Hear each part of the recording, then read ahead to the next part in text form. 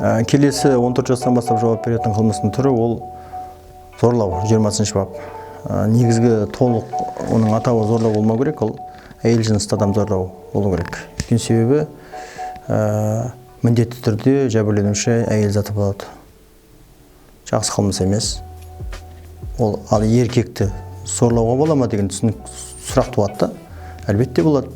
Зорлап жатқандар да бар, педофилдер бар. Бұл 20-шы бап емес. Егер де жәбірленуші ер адам болса, ұл бала болса, онда ол 21-ші бап болады. Бірінші 20-шы бапқа тоқталайық. 20-шы бап әрекеті бойынша, енді объектісі әлбетте жыныстық бостандық мен мызғымастық. Бұл жерде бір нәрсеге тоқталайық объектісі бойынша. Мызғымастық дегенне жыныстық және бостандық дегенне. Адамда жыныстық бостандық 16 жастан бастап пайда болады. Демек, 16 жастан соң ол өзіне жыныстық партнерді өзі таңдай алады деген сөз. 16 жасқа дейін өз келісімімен бір қатынасқа түсетін болса, оның өз еркінде. Бірақ 16 жасқа дейін тіпті келісіммен болса да болмайды. Ол сәл басқаша қылмыс. Бірақ зорлық емес.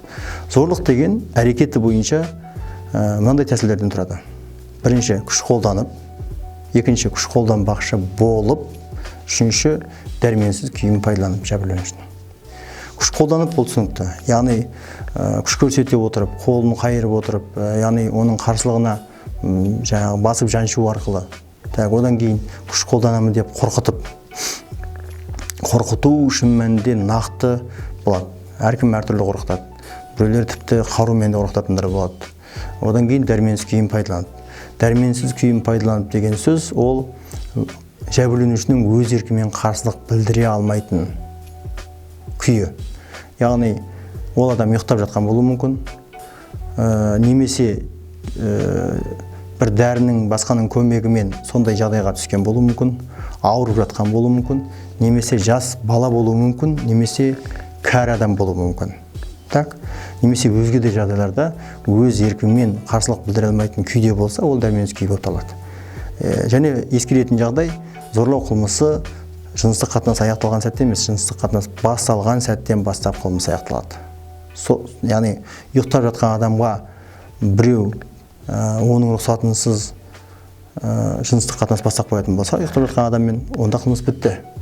Сондықтан осы жерін ескеру керек.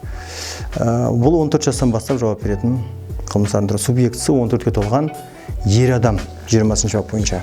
Енді әйел адам болса не болады дегенде, әйел адам егер ер адаммен бірге көмектескен болса, онда ол көмектесуші ретінде, орындаушы ретінде емес, көмектесуші ретінде қылмыстық жауаптылыққа тартылады.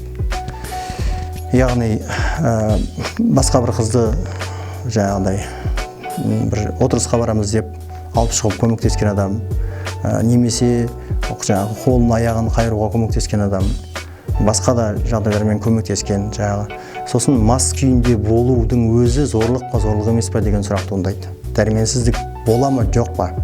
Иә, болады, егер де ол 3-ші деңгейдегі мас болса. Мастықтың өзі 3 деңгейі бар. Жеңіл деңгейдегі мастық, орташа деңгейдегі мастық және 3-ші терең деңгейдегі мастық. Яғни терең деңгейде ол өз еркімен толықтай өз денесін егере алмайтын және қарсылық білдіре алмайтын жағдайға түседі. Сол кезде ол өзі ішті ме, арақты, яғни алкогольдік ішімдіктерді, немесе біреу ішкізді ме, ол маңызды емес. Адам мас күйінде ме, ол адамға ұйықтап жатқан адам сияқты сыйластықпен, құрметпен қарау бәрінің парызы. Енді 21-ші бап келесі. 21-ші бап бұл зорлыққа өте ұқсайды. Бірақ зорлықтан басқа да нәпсіқұмарлық, сексуалдық сипаттағы әрекеттер. Олар қандай? Олар жаңағы 3 тәсілмен, яғни күш қолданбақшы болып қорқытып, немесе дәрменсіз күйін пайдаланып осы жүйе оқылады. Бірақ жәбірленушілері мен субъектілері басқаша болады. Жәбірленушісі бұл жерде ер адамда, әйел адамда болуы мүмкін, бірақ ол былай. Мысалға, еркек пен еркектің жыныстық қатынасында бұрын кеңес одағында еркек пен еркектің жыныстық қатынасы мүлдем тыйым салынған әрекет болатын. Кезінде сондай бап болатын, мужеложество деген. Яғни активті болсын, пассивті болсын, екеуінде жауаптылыққа тартып соттап жүретін. Қазір ол біздің демократиялық қоғамның әрі жемісі, әрі күйініші бұл адамдардың құқығы болып есептеледі. Яғни қандай да бір адам гомосексуализммен айналысқысы келетін болса, ол 16 жастан кейін ол өзінің қақысы. Ал егер де біреу оны күштеп сондай күйге түсіретін болса, онда ол осы 21-ші бап. Яғни күштеп еркекті зорлайтын болса, күш қолдану арқылы, күш қолданбақшы болып қорқытып, немесе дәрменсіз күйін пайдаланып. Так, болмаса лесбиянство. Әйелге осындай күш көрсетуі, күш қолданбақшы болуы, немесе дәрменсіз күйін пайдалануы. Бұл жерде лесбиянство деген әңгіме Кеңес одағындағы қылмыстық кодексте мүлдем болған жоқ, яғни ол реттелген жоқ, тыйым салынған жоқ, бірақ 1997 жылғы қылмыстық кодексте тыйым салынды. Және осы 2014 жылғы қылмыстық кодексімізде күштеп жасалған, яғни зорлықпен жасалған, оның ырқынан тыс жасалған әрекеттер тыйым салынған. Ал өз еркімен болған және 16-тан асқан адамдар үшін бұл оның қақысы болып есептеледі. Одан басқа өзге әрекеттер дейді. Өзге әрекеттердің ішіне әртүрлі әрекеттер кіреді. Яғни бұл эксперттердің айтуында әртүрлі сексуалдық, яғни сексуалдық қақыларына біреудің қол сұғатын, бірақ не ол зорлыққа, не лесбияндыққа, немесе жаңағы еркек пен еркектің жыныстық қатынасына жатпайтын, бірақ соған ұқсас әрекеттер.